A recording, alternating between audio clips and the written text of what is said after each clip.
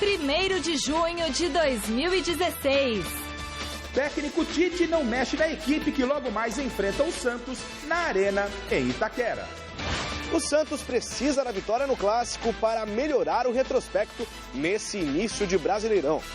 Em melhor fase desde que chegou ao São Paulo, Wesley comemora a sequência no tricolor. Egídio não treina e está praticamente fora do jogo de amanhã contra o Grêmio pela 5ª rodada do Campeonato Brasileiro. Moisés deve pintar como novidade no ataque ou no meio-campo do Verdão. Treino da seleção brasileira muda de local após atentado terrorista na universidade onde aconteceria o trabalho.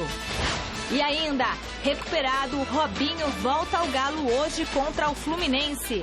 Os gols da rodada na Série B e o título do Corinthians na Copa do Brasil Sub-17.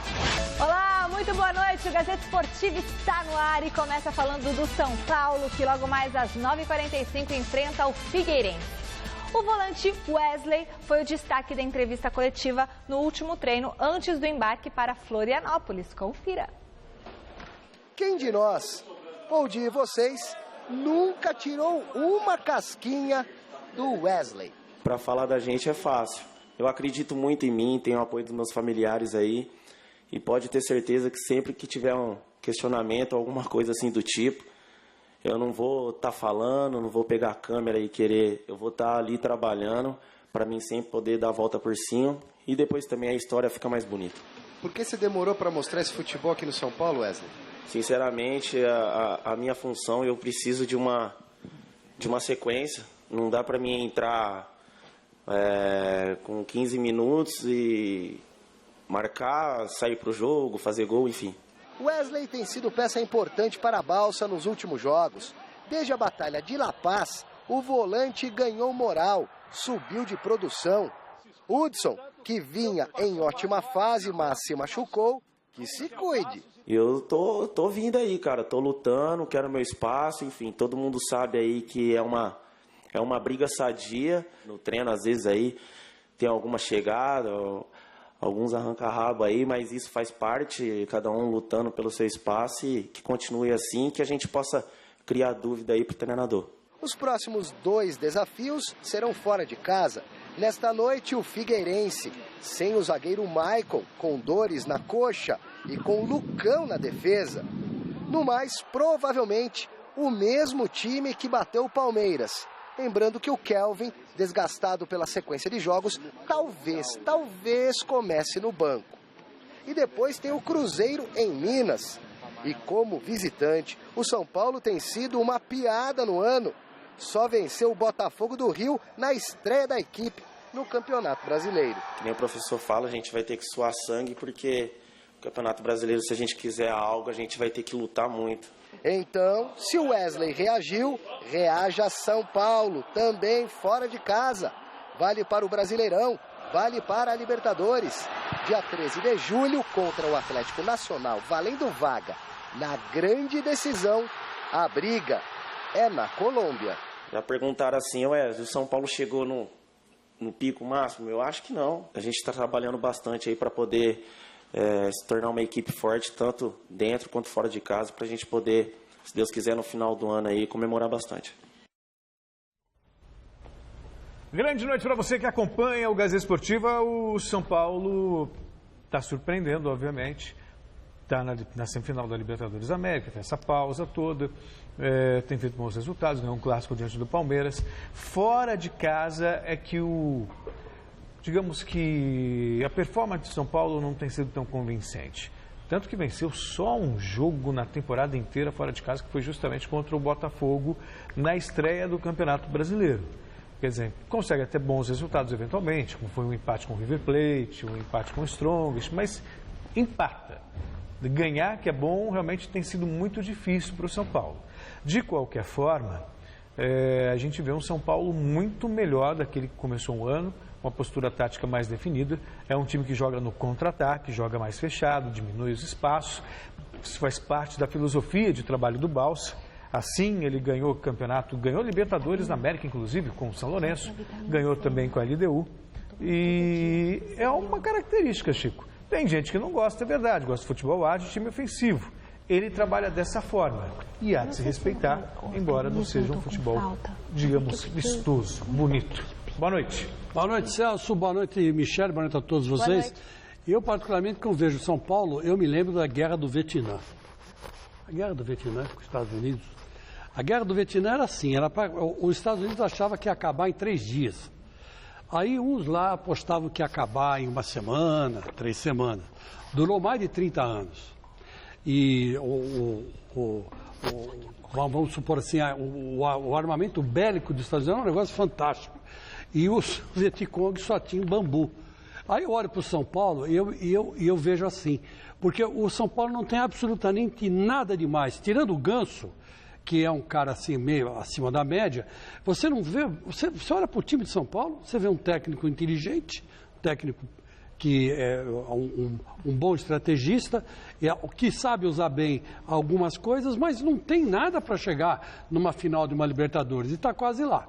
Não tem nada para manter a posição em que está no Campeonato Brasileiro, mas continua. Então, é um tipo de Vietnã. Ninguém dava nada pelos caras. E os caras não só seguraram uma guerra de mais de 30 anos, como ganharam dos Estados Unidos. Como ganharam dos Estados Unidos. Né? Morreram 5 milhões de vietnamistas, morreram 75 mil soldados norte-americanos, mas eles ganharam a guerra. Então, o São Paulo tem mais ou menos assim. Todo mundo menospreza, é um time fraco, não tem ninguém, só tem o Ganso. Mas está chegando, né? E vai chegando, e vai somando ponto no Campeonato Brasileiro. E chegou na Libertadores. O América lá do México, o América da Colômbia, começou a vender todo o time, quer dizer, vai jogar com quem contra eles? Né? Então, e o São Paulo pegando corpo. Quer dizer, eu estou vendo que parece que a guerra do Vietnã, simbolicamente, vai continuar aí na Libertadores. Bom, o assunto agora é o Campeonato Brasileiro da Série B, que teve rodada cheia na noite de ontem.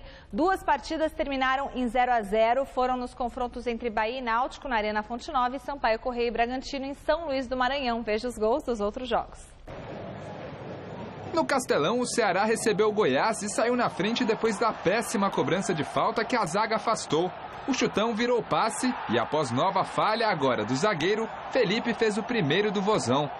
Ainda na etapa inicial, o Ceará aumentou a vantagem graças ao gol contra de Ramírez, 2-0. No segundo tempo, Thales descontou com esse golaço, mas era tarde, 2-1 Ceará. No duelo catarinense, melhor para o Criciúma diante do Avaí. Gustavo marcou e deu a vitória ao Tigre pela contagem mínima, 1-0.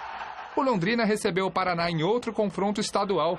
Robson aproveitou a falha da defesa, invadiu a área, driblou o goleirão e fez um belo gol. O empate da equipe da casa veio com Keirson, que já havia perdido um pênalti no jogo, e ficou nisso, 1-1. O Vila Nova começou bem a partida contra o CRB.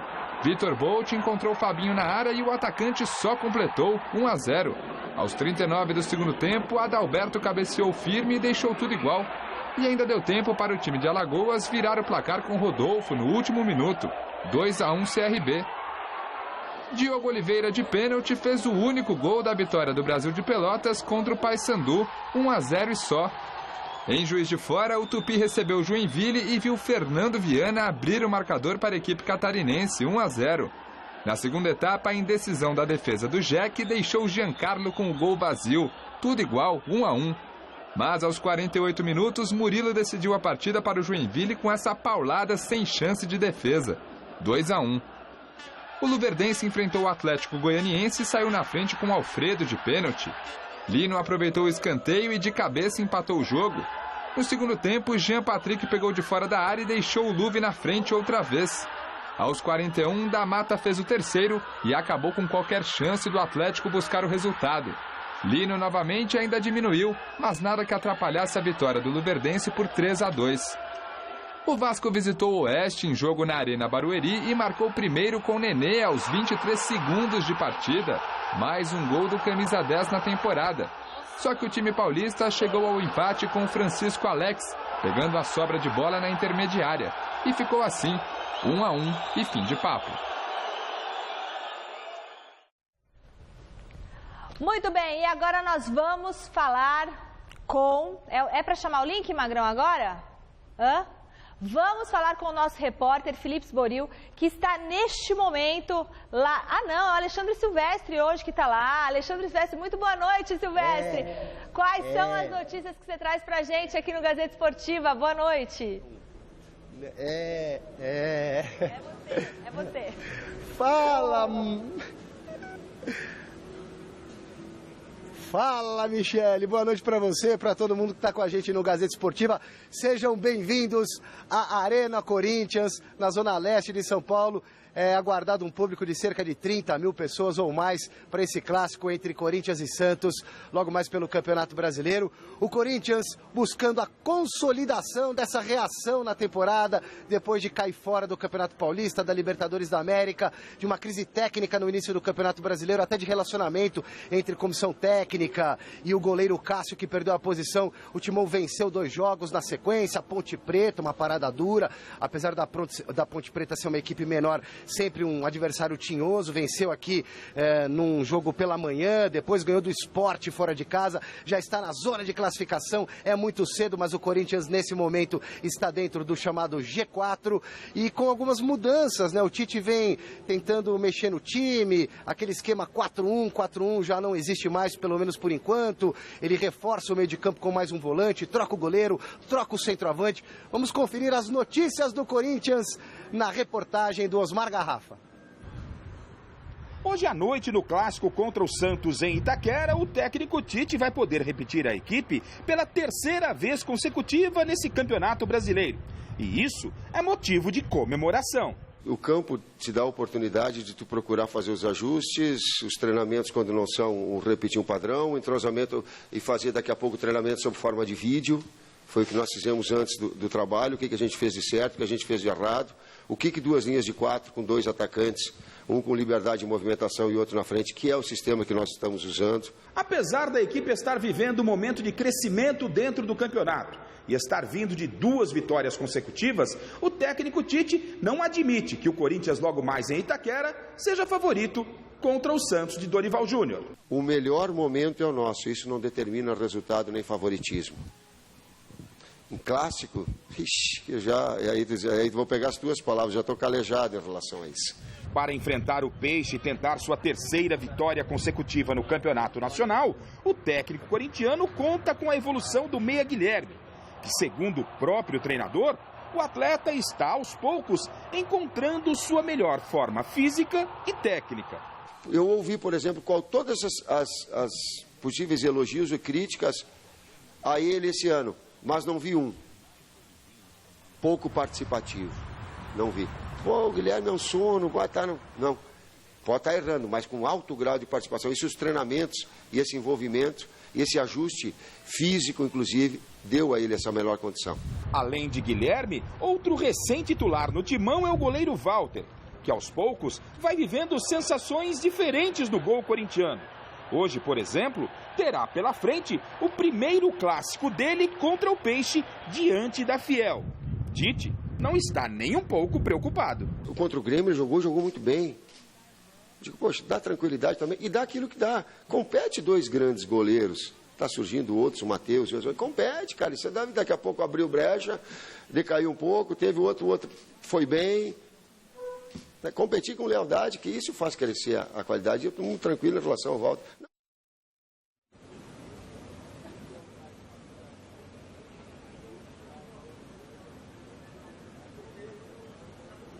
E o Camacho, que foi contratado pelo Corinthians junto ao Grêmio Osasco Audax, está relacionado, deve figurar entre os reservas no banco aqui do Itaquerão. E o Santos, hein? O Santos que vem de uma derrota doída porque perdeu uma invencibilidade monstro na Vila Belmiro de 29 partidas, 11 meses apenas de resultados positivos, na pior das hipóteses, empates na Vila Belmiro, perdeu para o Internacional no domingo passado por 1-0, tenta a reabilitação e se o Santos fosse o Barcelona, seria como, guardadas todas as devidas proporções, um Barcelona sem Neymar, Messi e Luizito Soares, porque o Santos não tem o direito de contar com 2 jogadores importantíssimos no ataque, que estão com a seleção brasileira, e um terceiro que só não está com o Brasil na Copa América Centenário, porque se machucou, casos do Ricardo Oliveira, do Lucas Lima e também do Gabriel, o Gabigol.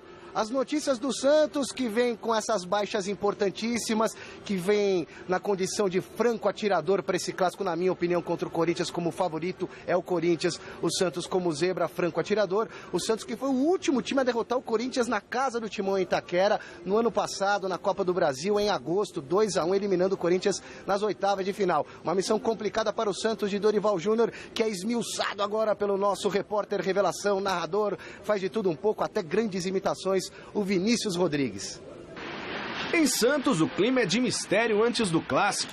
Pouco tempo para imagens no último treino pré-jogo. É hora de Dorival Júnior botar ordem na casa após o tropeço da última rodada diante do Inter, que acabou com um longo jejum do Peixe atuando em casa. O alvinegro não era derrotado na Baixada Santista desde julho do ano passado. O início de Brasileirão do Santos está aquém do esperado pela torcida. Em 4 partidas foram 2 derrotas, 1 empate e apenas 1 vitória. Um resultado positivo diante do Corinthians no clássico pode significar bem mais do que apenas os 3 pontos. Um triunfo significaria para o Peixe o distanciamento da zona de rebaixamento e confiança para a sequência do campeonato. Sabemos que não podemos entrar em desespero, né? Um jogo importante agora contra o Corinthians, um clássico. A gente sabe se a gente conseguir o resultado, podemos brigar lá em cima novamente. Né? Tá todo mundo próximo um do outro ainda. É importante a gente levantar a cabeça, trabalhar esse pouco tempo que a gente tem para a gente conseguir um bom resultado contra o Corinthians. Se o Peixe viu o tabu na Vila acabar no último fim de semana, o Corinthians não perde no estádio de Itaquera desde 26 de agosto do ano passado. Na oportunidade, o confronto era justamente o clássico. Semelhanças. Jogo numa quarta-feira à noite, Santos e Corinthians, e em campo, o experiente zagueiro David Braz estava lá. É outro jogo, né? A gente sabe da qualidade do Corinthians, eles também sabem da nossa qualidade. Será um grande jogo novamente, e é outro jogo. O que ficou lá para trás, ficou lá para trás, os jogos do ano passado. A gente tem que fazer um grande jogo para a gente conseguir os nossos 3 pontos. No jogo do ano passado, o Santos contou com 3 peças fundamentais, que não entrarão em campo hoje na capital paulista. Gabriel e Lucas Lima estão na seleção brasileira, enquanto Ricardo Oliveira ainda se recupera de uma lesão no joelho direito. Esses jogadores que estão entrando têm condições de vestir a camisa do Santos, já mostraram nas outras equipes, e eu tenho certeza que eles vão ajudar bastante. A gente confia bastante, a gente tem visto no trabalho, e é questão de tempo, né? Infelizmente, pouco tempo de trabalho, jogo um atrás do outro, e eles têm que correr atrás de se adaptar logo da nossa equipe, mas eu tenho certeza que a gente vai voltar a ser uma grande equipe, mesmo não tendo o Ricardo Oliveira, o Gabriel e o Lucas Lima.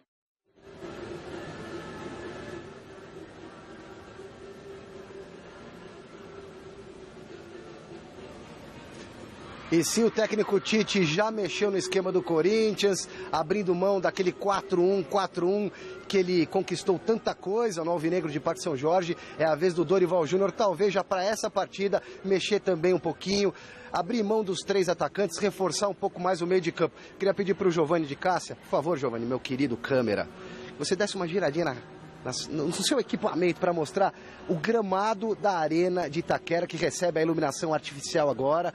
Os holofotes acabaram de ser acesos. Um gramado espetacular, basicamente natural, com um pouquinho também de grama sintética.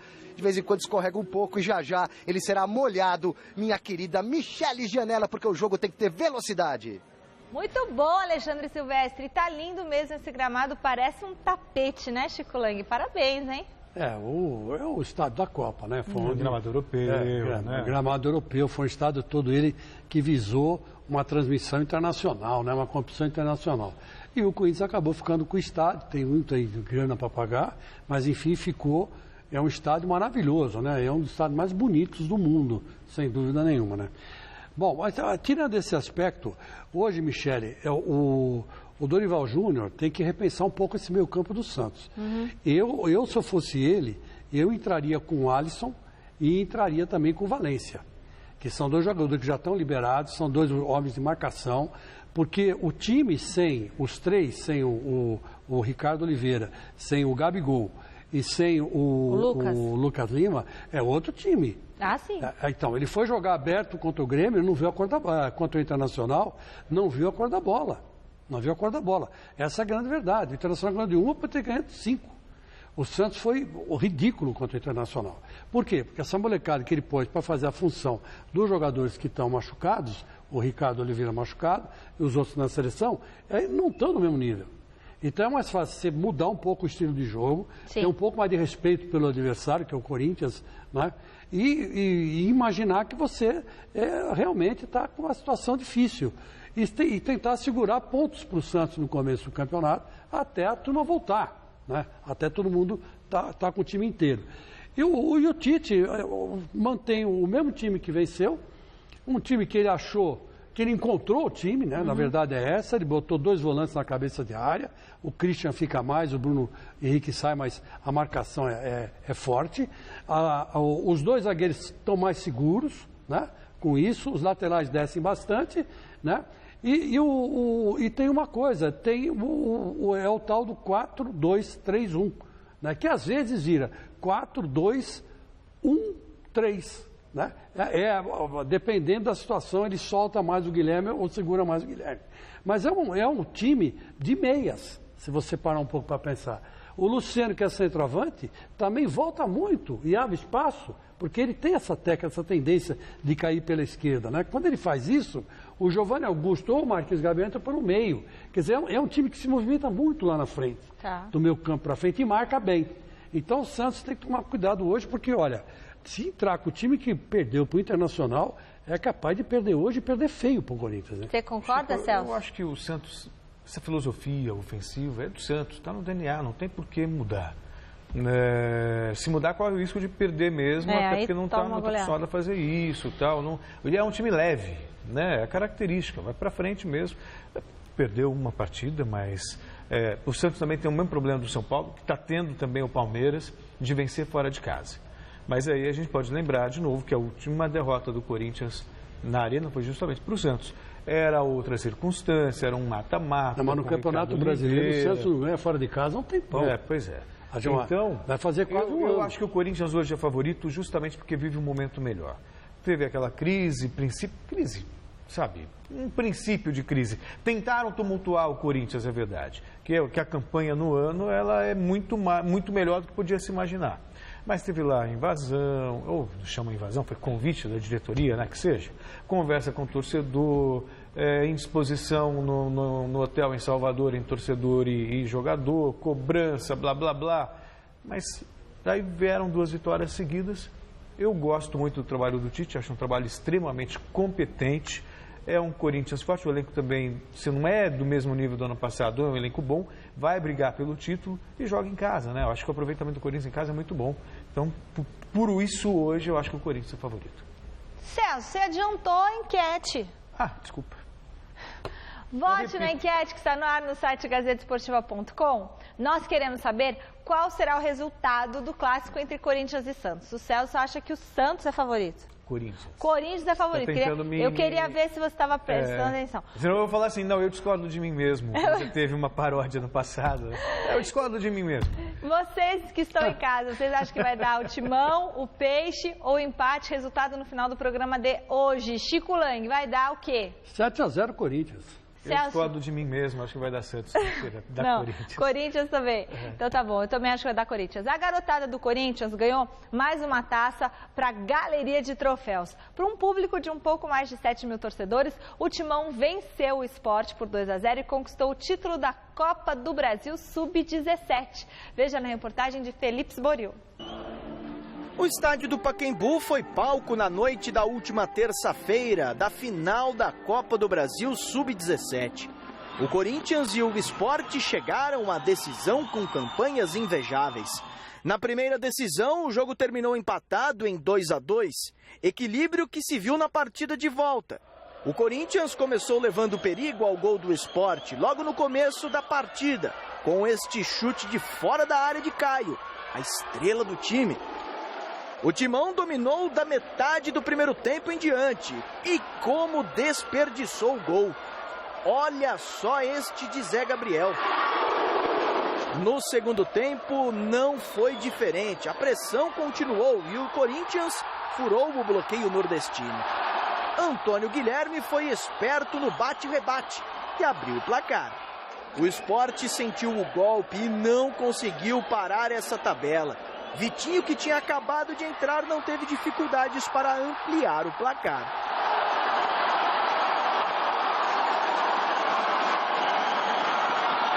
A partida teve que ser interrompida porque uma das torcidas organizadas do Corinthians soltou sinalizadores nas arquibancadas, o que é proibido.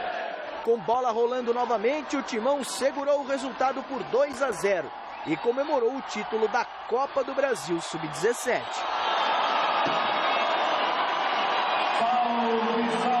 Ganhar um título aqui no Pacaembu com a camisa do Corinthians é uma coisa sensacional.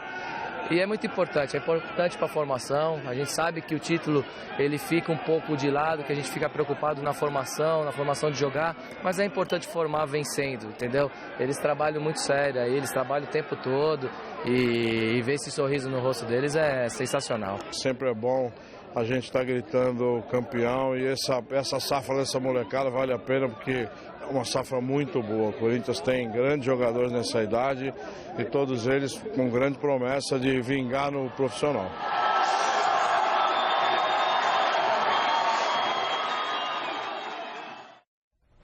E, meus amigos, a grande revelação do time do Corinthians entrou no segundo tempo, mas é esse menino que fez o segundo gol, o Vitinho. O Vitinho é o craque esperança do Corinthians. Qual o segundo gol dele aí? Ele é um azogue, esse menino. Você vê que ele não participou, mas ele estava lá para concluir, né? A bola sobrou. Ele tem o mesmo posicionamento do Romário, quando o Romário jogava. Era o tipo do cara que está no lugar certo, na hora certa. A hora que jogado, ó, ele tá lá pelo meio, o cara dá o passe, e não tenho dúvida, ele entra por trás do back e dá um toque com uma categoria impressionante.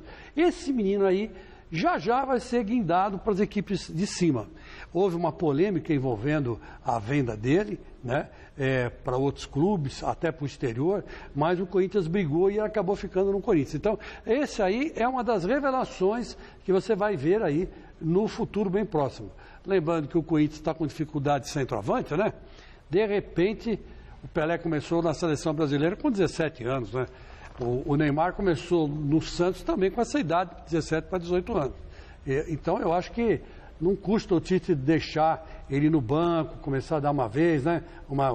Dar uma moralzinha para ele.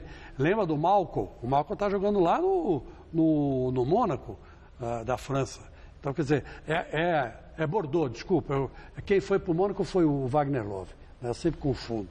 E você vê, está fazendo gols lá. Então, a prata da casa no Corinthians sempre deu certo. E esses meninos revelações aí é que prometem muito.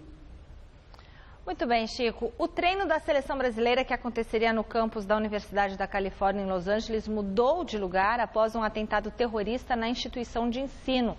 Um tiroteio na universidade deixou pelo menos 2 mortos. Ainda não se sabe a quantidade de atiradores e a motivação para o atentado. Seria o primeiro treino da seleção no local. Após o incidente, os trabalhos devem acontecer às 8 da noite, no horário de Brasília, no CT do Los Angeles Galaxy, onde a seleção brasileira já vinha treinando. Que coisa isso que aconteceu hoje lá em Celso. Para você ver que vai ser um problema que os Estados Unidos vai ter que enfrentar nessa Copa América centenária. Né? Arrumou para a cabeça deles. Não era para ser lá, né? A Copa América, aí por ser centenário, resolvendo passar para os Estados Unidos. E você sabe que esse pessoal lá da Al-Qaeda, esses lados, não deixa por menos. Né? Mas será que foi? Ninguém ainda falou nada, mas terrorismo? Se tem quase certeza, né, que deve ter sido um movimento ligado ao terrorismo internacional. Né? Então, é um mico que os Estados Unidos vai ter que pagar, que tem como, né, superar, né? Mas não era para ser lá nos Estados Unidos. Né? Era para ser, essa Copa América, a última era para ser no Brasil. Acho que nessa Copa América também era para ser no Brasil. Ou na Argentina, não me lembro bem. Aí resolveram transferir para lá, né? Enfim, agora o mundo vive um momento tenso. Não, mas você vê que, acho que nesse caso não na França para cá, ó, você vê que teve na França 15 dias atrás tiveram que cancelar um jogo. Que os Estados Unidos até orientaram as pessoas que não visitem a França no período de junho e julho, justamente por causa da realização da Eurocopa, né? O risco de atentado realmente é muito grande. Existe a Bélgica um também. Alerta. A Bélgica também. A Bélgica bombardeia todo Aliás, dia não foi falado nada o Estado Islâmico, né? No Brasil, em termos de risco de terrorismo, que é bom sinal. Mas na França realmente existe um alerta. Agora, nesse caso aí da seleção, me parece um caso isolado. Não sei se tem a ver com isso não, Chico. Às vezes foi algum estudante, né? Porque lá, às vezes isso acontece. Lá nos Estados Unidos, é bom lembrar que a venda de arma é livre, né? É um direito adquirido desde a Revolução, né? Desde a independência americana. Todo cidadão americano tem o direito constitucional de ter uma arma em casa. Então, às vezes, dá de aparecer um psicopata, um sociopata que resolve matar Deus e o mundo, como já aconteceu várias vezes. Mas nesse caso aí, eles estão com medo de ataque terrorista também, porque o jeito que aconteceu é uma coisa mais um pouco elaborada. No treino de ontem à noite, Kaká e Fabinho foram poupados com dores e ainda serão avaliados. Acompanhe. Os cortes de Ederson e Rafinha ainda ecoam pelas alamedas da seleção brasileira. Kaká e Fabinho estão com dores musculares e não treinaram ontem. Mais problemas à vista para o técnico Dunga? Procuramos individualizar as situações de cada atleta. Hoje, tanto o Kaká quanto o Fabinho não irão treinar, vão fazer um trabalho dentro da fisioterapia, na academia. Se queixaram de uma fadiga muscular pós-treino de ontem, então eles estão em tratamento hoje à tarde e estão sob observação médica. Importante observarmos essas primeiras horas de como está sendo essa evolução. Num primeiro momento, estão em observação. Se for necessário, em algum momento, podemos estender essa observação e fazer algum exame, mas no presente momento não é necessário, não foi indicado ainda nenhuma conduta adicional. A atividade do time brasileiro ontem em Los Angeles contou com a presença de alguns torcedores e foi aprovada pelos jogadores. O pessoal treina empenhado, bastante vontade. A gente treinou enfrentamento, 2 contra 1, 2 contra 2, posse de bola, finalização, um joguinho ali bem posicionado. Quando a gente tem tempo para treinar, a gente treina sério, treina forte para buscar o entrosamento e a melhoria nas partidas. São todos jogadores que querem ganhar com a seleção brasileira, todos muitos jovens, muitos experientes até, mas todos em busca de fazer uma boa participação aqui com a camisa da seleção. Com certeza estamos motivados e vamos buscar algo grande pela seleção. A estreia do Brasil na Copa América Centenário será no sábado às 11 horas da noite, horário de Brasília, contra o Equador. E meus amigos, do jeito que está indo, uma contusão atrás da outra, o último a não se contundir que apague a luz. Não é verdade? Não é possível. Já foram convocados e reconvocados quatro jogadores até agora, né? Se mais 2, aí vai para quanto? Vai para 6. Quer dizer, é complicado, né? Isso porque, aí eu dou razão para o Celso Cardoso, quando diz que o calendário brasileiro não bate com o calendário europeu. O calendário europeu está em final de temporada, os caras estão no osso. Tudo baleado. Tudo baleado, todos estão baleados. E o Brasil está no meio do campeonato. Está no começo de temporada. Então é muito mais certo, né, que o mais tranquilo você vê o jogador daqui em melhores condições que os de lá, que estão em fim de temporada. O que tinham que ganhar já ganharam, né, os que tinham que perder já perderam. Inclusive o calendário americano segue o calendário europeu. Então a mesma coisa está acontecendo com o Kaká, está jogando lá. Já está no estertor, né, do final de temporada. Então, é mais uma bobagem esse calendário nosso, tomara que se ajuste ao calendário internacional, porque senão a gente vai cair sempre nessa esparrela, de não poder contar com jogadores que estão lá fora inteiros. 7 partidas hoje e 3 amanhã completam a 5ª rodada do Brasileirão. Confira onde e contra quem o seu time vai jogar. Vamos colocar a arte aqui, por favor, Rogerinho, Boquinha. O Internacional recebe o Atlético Paranaense às 7h30 no Beira-Rio. Às 9 da noite jogam Corinthians e Santos na Arena em Itaquera. Coritiba e Chapecoense do Dorival Brito em Curitiba. E o Santa Cruz faz o clássico pernambucano com o Sport no Arruda. Botafogo e Cruzeiro jogam às 9h45 no estádio Mané Garrincha, lá em Brasília. Brasília. No mesmo horário, o Atlético Mineiro enfrenta o Fluminense em Belo Horizonte. Figueirense, também às 9h45, encara o São Paulo em Floripa. E amanhã, 7h30, tem América Mineiro e Ponte Preta na Arena Independência. 2 partidas acontecem às 9 da noite. O Flamengo enfrenta o Vitória em Volta Redonda e o Palmeiras joga com o Grêmio no Pacaembu. Tá certo? Bom, pode apagar aqui, Boquinha, pai da Sofia e do Felipe.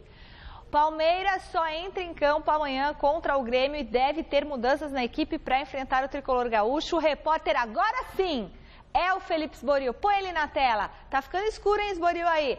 Ele está na academia de futebol e tem todas as informações pra gente. Boa noite, Esboril. Boa noite, Michele. Boa noite para você em casa acompanhando o Gazeta Esportiva. Como você disse, a noite já caiu aqui na Academia de Futebol do Palmeiras. Os jogadores já treinaram na tarde desta quarta-feira. Treino fechado em sua primeira parte pelo técnico Cuca. Ele passou um vídeo para os jogadores, disse que estava trovejando muito por aqui na região da Barra Funda, zona oeste de São Paulo, por isso o treino atrasou e fez com que a gente ficasse quase 1 hora do lado de fora esperando a abertura do portão aqui na Academia de Futebol. Quando pudemos entrar, não vimos muita coisa, apenas finalizações dos jogadores, o treino já tinha acabado, o treino tático, mas a gente sabe que, pelo menos por enquanto, o Cuca fez mistério, não divulgou o time que entra em campo amanhã contra o Grêmio pela 5ª rodada do Campeonato Brasileiro. O Grêmio que é líder do campeonato. E o Moisés deve ser, sim, uma das novidades da equipe do Palmeiras. Ainda a gente não sabe se ele joga no ataque, se joga no meio-campo, enfim. O certo é que quando ele entra no meio-campo, o Palmeiras é outro. E ele mesmo não quis confirmar se será titular amanhã. Então, primeiramente ele não confirmou isso, nem para mim também não. É claro que treinamos algumas situações, eu começando, eu entrando depois, e ele falou que vai estar decidindo, vai definir o time mesmo amanhã na pré-eleição. Mas eu estou pronto, estou preparado, eu acho que o ritmo eu já comecei a adquirir, hoje eu acho que eu já aguento jogar um jogo até inteiro, mas estou pronto. Se ele quiser me utilizar como titular, estou preparado, estou feliz, acho que eu posso ajudar bastante, mas se não for o caso, não for nessa partida, estou preparado também para entrar e ajudar da melhor forma possível.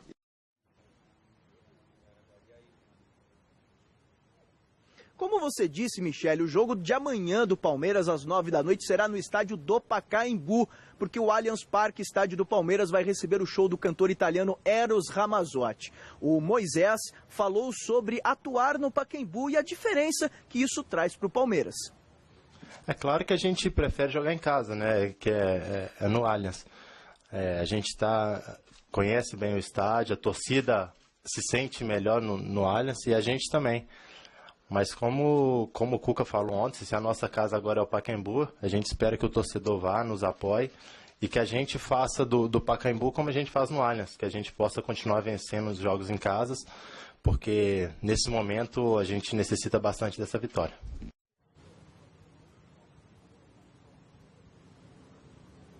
O Cleiton Xavier não treinou na tarde desta quarta-feira aqui na Academia de Futebol, está fora do jogo, ainda se recupera de uma lesão. O Egídio, que recebeu uma pancada na última partida do Palmeiras, também não veio a campo nesta quarta-feira aqui na Academia e também fica de fora do jogo. A tendência é que Zé Roberto vá para a lateral esquerda. Ainda tem a opção do Fabrício, mas é muito difícil que ele estreie com a camisa do Palmeiras.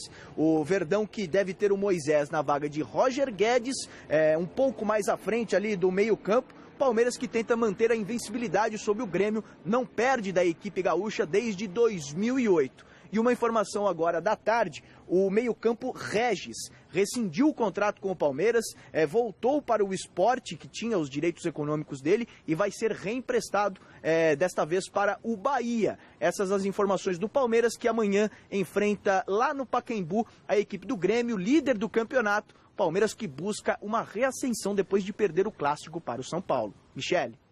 Muito obrigada, Felipe Esboril. Uma boa noite para você, Celso Cardoso. Esse jogo contra o Grêmio não vai ser fácil para o Palmeiras, hein? Não. O Grêmio tem um time bem montado.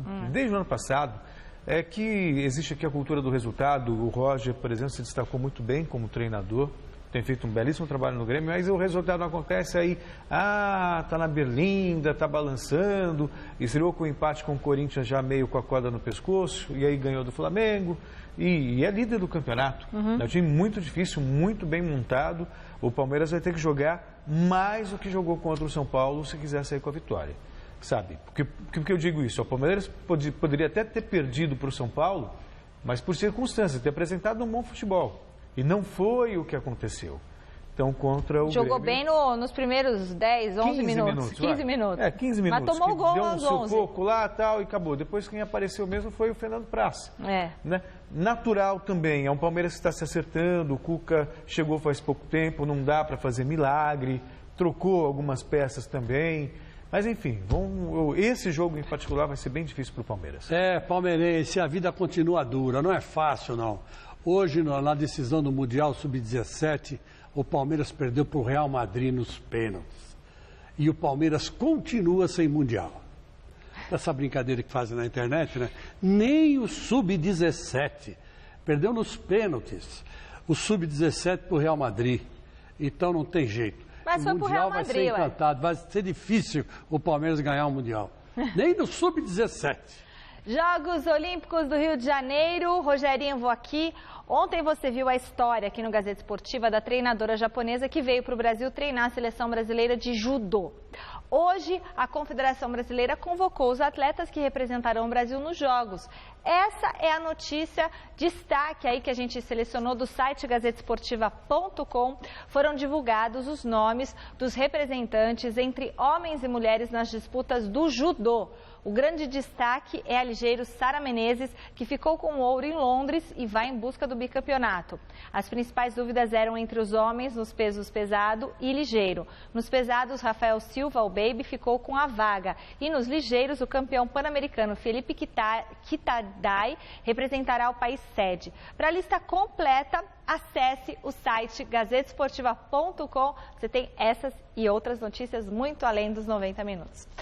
Voltamos a falar do clássico que promete agitar a rodada desta quarta-feira no Brasileirão entre Corinthians e Santos. Mais uma vez, o nosso contato é com ele, o nosso repórter espetacular Alexandre Silvestre. Continua lá na Arena em Itaquera. Tá frio aí, Silvestre? Cadê o Silvestre?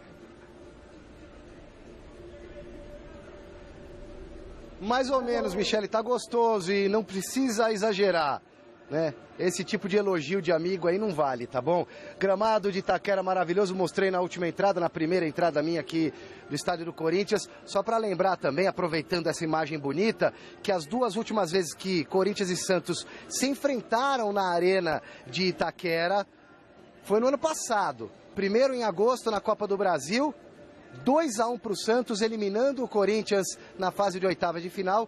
E algumas semanas depois, pelo Campeonato Brasileiro, segundo turno do Campeonato Brasileiro, aí sim, vitória do Corinthians 2-0, num jogo muito polêmico. Quem é que não se lembra da expulsão injusta do zagueiro David Braz, que não fez o pênalti no Wagner Love? Foi obra do lateral esquerdo Zeca, mas o Flávio Guerra se equivocou. O árbitro da partida naquela oportunidade cometeu um erro crasso, expulsando o David Braz. Corinthians venceu, o Braz ficou pé da vida, depois o Flávio Guerra acabou sendo punido pela CBF.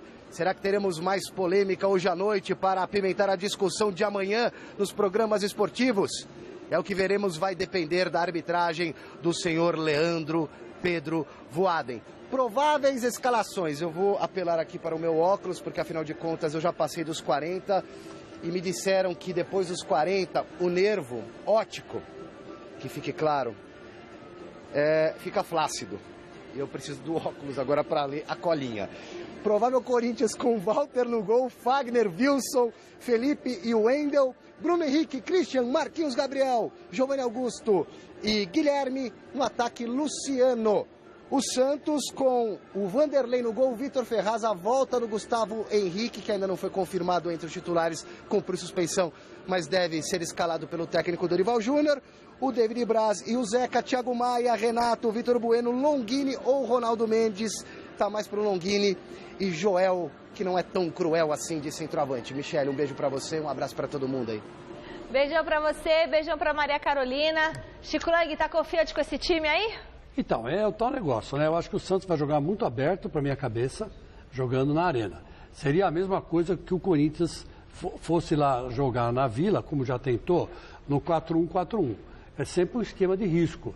Quando você tem bons jogadores, você pode jogar assim numa boa. Mas quando você não tem bons jogadores, é complicado. O Santos está jogando num 4-3-3, não abre mão desse 4-3-3 de jeito nenhum, e vai pegar um Corinthians que vai tentar tirar a barriga da miséria, vai tentar continuar no embalo.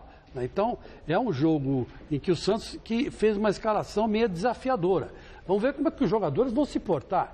Que às vezes a escalação é ofensiva, mas os caras jogam na defesa. Sim. Tem muito jogador de ataque que sabe jogar bem na defesa. Contra o Audax mesmo na final do campeonato, o Santos teve uma postura muito mais pragmática do que ofensiva. Só que estava em campo o Ricardo Oliveira, o Lucas Lima e o Gabigol.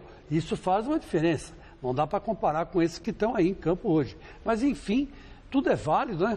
E vamos torcer para que o espetáculo termine bem. E você vê que o que é a diferença de você ter um estádio que fica perto do metrô, 50 metros do metrô. Todo mundo chega lá em cima da hora. Todo mundo chega na hora. O jogo vai ser 9 horas, viu, gente? Não vai ser ao vivo, não. A TV vai passar o São Paulo. Já vou avisando vocês aí. A TV passa o São Paulo. Então não passa o Corinthians. Então vamos ou é todo mundo pra lá. Ou você vai lá ver o jogo de perto. E você vê, os caras chegam em cima da hora, na boa, tranquilo, o lugarzinho está reservado, compraram por internet, come um sanduichinho lá de gato antes de entrar, né? Tem lá, lá dentro também tem. Não, lá dentro tem. Tem lá uma praça de alimentação. É. Mas eu comi aquele churrasquinho lá, aquela linguiça de gato, é de lei, né? É tradicional. É tradicional. É tradicional, esse aí é lá na porta do Morumbi, que é tradicional também. Sempre mas tem. Lá perto do coisa a tia lá vendendo. Pô, se lembra. Muito bem, resultado final da enquete do site gazetesportiva.com. Vai dar o quê no clássico de hoje à noite entre Corinthians e Santos? E Chico Lang, para sua alegria, vai dar Corinthians. 47% dos votos. Rodolfo Gamberini está chateado aqui, assim, tal. O povo não está confiante no Santos, mas está confiando no Corinthians. Meu querido Gamberini, desculpa, o Gamberini já entra com o Jornal da Gazeta, né? E não vai ter jeito. O Santos está jogando muito aberto, o Gamberini. Estou explicando aqui para o telespectador desde que começou o jogo. E não tem jogador para jogar assim. Então, amanhã dá Santos, quero ver o que ele vai falar. Vamos ver. Bom, futebol não tem lógica nenhuma, né? Só quero lembrar que o Japão ganhou do Brasil com Romário, Aldair e tudo mais nas Olimpíadas, né? Ganhou de 1-0 o gol daquele... Rato, como é o nome dele? Que sei lá. Não me lembro, Chico. Também não me lembro, mas foi um gol esquisito. O Aldair bateu no Dida, os dois caíram no chão, o japonês entrou com bola e tudo. E desclassificou o Brasil. Então, futebol pode tudo acontecer. Mas se for hoje ver a armação e a execução dos esquemas táticos, hoje está mais para o Corinthians que para o Santos. Essa é nova, o futebol é uma caixinha de surpresa. Eu pensei a mesma coisa, Celso. Bom, gente, o programa de hoje termina aqui. Fique agora com as notícias do Jornal da Gazeta. Nós voltamos amanhã, às 6 da tarde. Uma boa noite pra você. Mas tchau. Eu volto já no Jornal da Gazeta. Isso mesmo. É isso aí, grande abraço. Tchau. Tchau.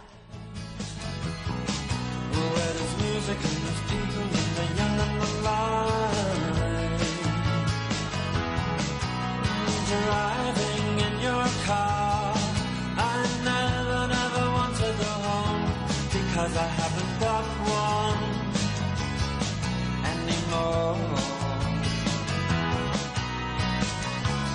Take me out tonight, because I want to see people and I want to see life. Driving